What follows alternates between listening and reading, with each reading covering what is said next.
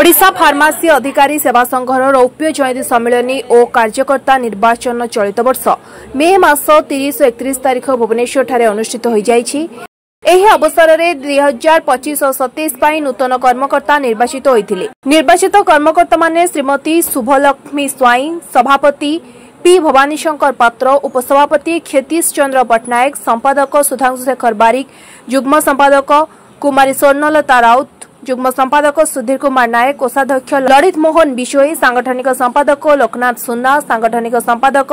मानस रंजन पंडा सांगठनिक संपादक भाव जोग देइथिले। एही निर्वाचित कर्मकर्ता शपथपाठ ग्रहण उत्सव भुवनेश्वर स्थित ओडिशा भवन ठारे समारोह अनुष्ठित हो जाइछि।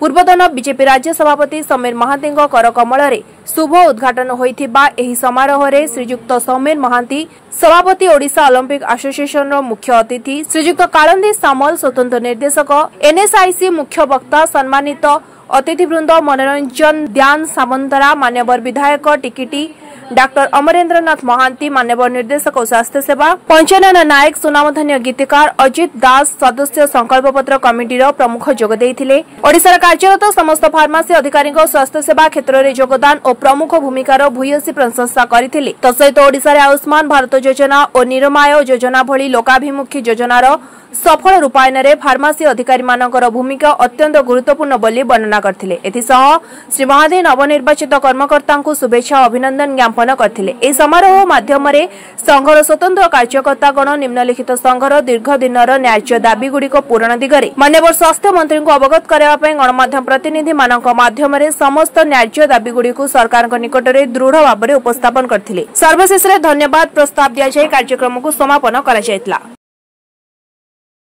मु क्षितिश चंद्र पट्टनायक, नवनिर्वाचित संपादक ओडिशा फार्मासी अधिकारी सेवा संघर। मु आपण माध्यम प्रथमे ओडिशा सरकार एवं ओडिशार जनसाधारण को मोर प्रणाम जनाऊँगी एवं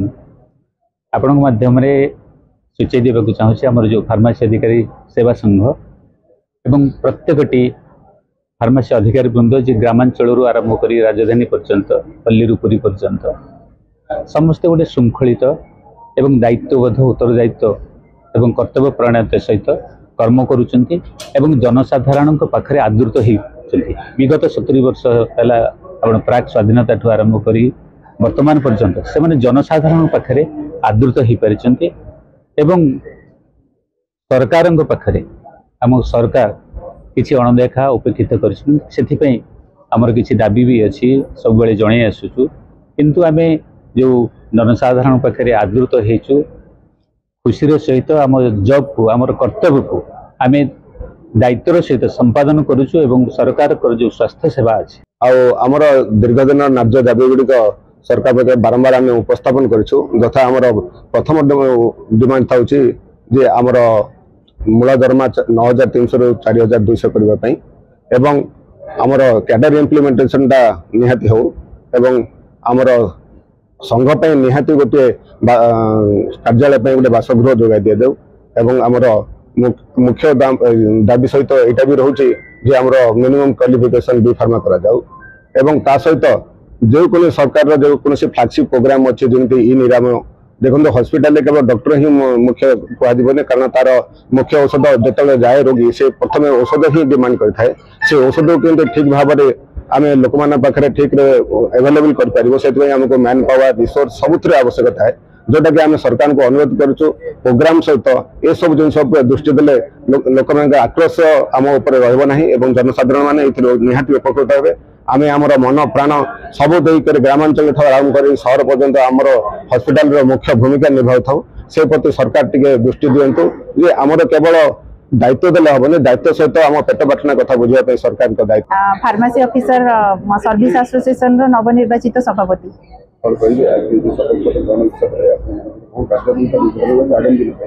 आज तो आमर शपथ पाठ कार्यक्रम रखा जाइए आ प्रथम एग्जीक्यूटिव बॉडी मीटिंग भी रखा जाइए आ जो आमर ओडिशा सरकार जो सफल रूपायन होती ओडिशा रे आयुष्मान भारत योजनार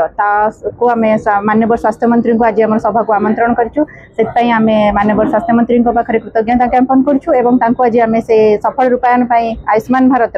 आम संबर्धित करूँ आमर तो एसोसिएशन दीर्घ दिन धरी बहुत खेब आ दुख रही आज जेहेतु आम माननीय मंत्री को ये संबर्धित करूँ आज आम ये किसी दाबी जनइबुनि किंतु दुख तो आमर अनेक रही आगामी दिन में आम माननीय मुख्यमंत्री और स्वास्थ्य मंत्री पाखे निवेदन से आम एक हाई पावर कमिटीर व्यवस्था करूँ चेयरमैनशिप जहाद्वारा कि आमर जहाँ आम इनजस्टिस होती पुंखानुपुंख आलोचना करूँ एवं आमको उचित न्याय प्रदान करूँ। विगत सरकार बहुत किसी डिमांड बहुत समय आम बहुत चेष्टा करूँ आम कैडर रिस्ट्रक्चर होती किंतु दुखर विषय आज पर्यंत भुवनेश्वर देवेंद्र पड़ा रिपोर्ट न्यूज प्लस ओडिया।